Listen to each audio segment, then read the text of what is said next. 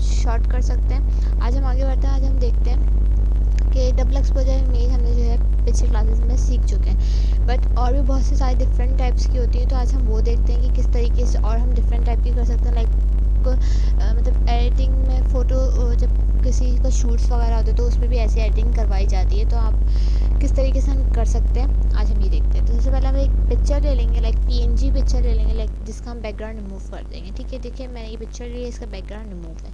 Ctrl+T से आप चाहे तो ट्रांसफॉर्म हैंडल एक्टिव करके इसका साइज़ बड़ा कर सकते हैं, लाइक थोड़ा इस तरीके से बड़ा करना है अगर आपको बड़ा करना है। देन उसके बाद हम क्या करेंगे, मैं एक एडजस्टमेंट लेयर यहाँ से क्रिएट कर लेती हूँ। लाइक मैंने एक एडजस्टमेंट लेयर पर आई, सॉलिड कलर पर आई, और फिलहाल मैं भी वाइट ले लेती हूँ ताकि बैकग्राउंड पर हमारा कोई कलर हो जाए। ठीक है, और मैं इसको ले आती हूँ इस तरीके से नीचे। ये लाने के बाद ऊपर लेयर पर हम आएंगे और यहाँ से हम कंट्रोल के साथ इसके थंबनेल पर करेंगे क्लिक। तो इस तरीके से हमारी क्या हो जाएगी, सिलेक्शन हो जाएगी एक्टिव, और इस पर हम मास्क अप्लाई कर लेते हैं।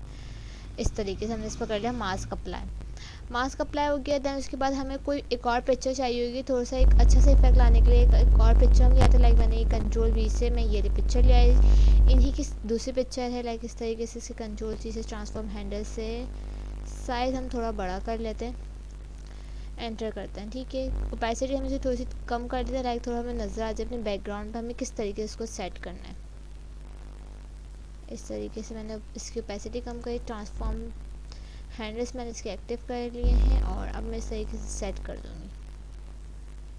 जिस तरीके से आपने भी सेट करना आप उस तरीके से सेट कर सकते हैं।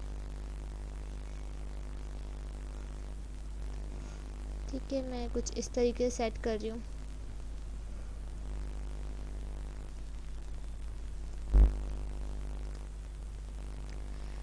और इसको मैंने एंटर कर दिया, और अब मैं इसकी ओपेसिटी कर दूँगी फुल।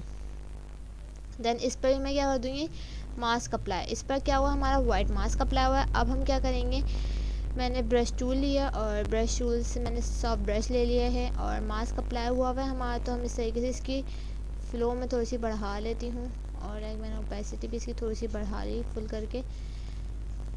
इसको हम रिमूव कर देंगे साइड से इस तरीके से। ओके, जो शार्प एजेस है ना हमारे वो रिमूव हो जाए।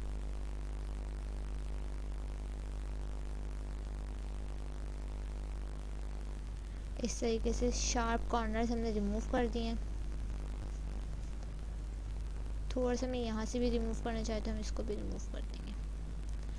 ठीक है, आप अपनी मर्ज़ी सेट करना है, आपको कितना पार्ट रिमूव करना है, कितना पार्ट इन्हेंस करना है, आप वो अपनी मर्ज़ी से सेट कर सकते हैं इस तरीके से। और मैं चाह रही हूँ कि नीचे वाली लेयर पर हम जो हमारी बैकग्राउंड यानी कि जो हमारी फर्स्ट पिक्चर थी, हम इस वाली लेयर पर आते हैं, और मैं इस पर आकर जो है इसका जो सैचुरेशन है वो मैं थोड़ा सा डाउन कर देती हूँ। लाइक यहाँ से हम सेलेक्ट करा, हमने एडजस्टमेंट पर आए, और यहाँ से ह्यू एंड सैचुरेशन पर आए, और सैचुरेशन मैंने ऐसा कर दिया, थोड़ा सा इस टाइप ब्लैक टाइप का कर दिया। ठीक है, इस तरीके से हमने थोड़ा सैचुरेशन का कम कर दिया। ओके कर देंगे। जब अपनी ऊपर लेयर पर आएंगे, इसकी मैं थोड़ी सी ओपेसिटी कम कर देती हूँ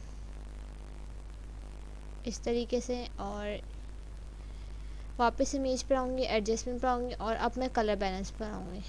कलर बैलेंस पर आने के बाद थोड़ा सा मैं इसमें रेड कलर ऐड कर रही हूँ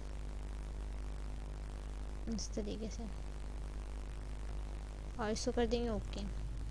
ओके करने के बाद अब हमें यहाँ कॉर्नर से नज़र आ रहा है, हम ये वाला पार्ट इसका रिमूव कर सकते हैं।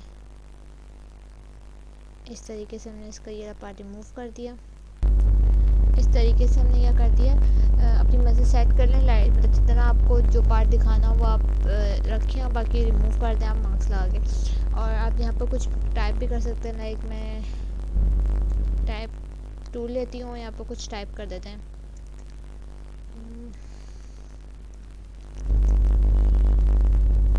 इस तरीके से हम टाइप करके साइज़ कम, इस तरीके से हमने कुछ टाइप करा, इसको राइट क्लिक करके रास्टराइज टाइप कर लेंगे, और जो हमारी पिक्चर थी हम उसको दोबारा पेस्ट करेंगे। ये वाली पिक्चर, इसका ये वाला पार्ट हमने पेस्ट करा, और इसको हम ट्रांसफॉर्म हैंडल एक्टिव करके इस तरीके से सेट कर लेंगे।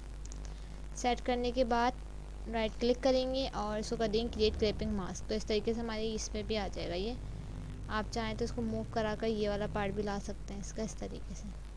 तो इस तरीके से अगर आपने कुछ लिखना हो तो आप वो भी क्या कर सकते हैं, लिख सकते हैं। या अगर आपने बैकग्राउंड कलर चेंज करना हो तो वो बैकग्राउंड कलर भी थोड़ा सा चेंज कर सकते हैं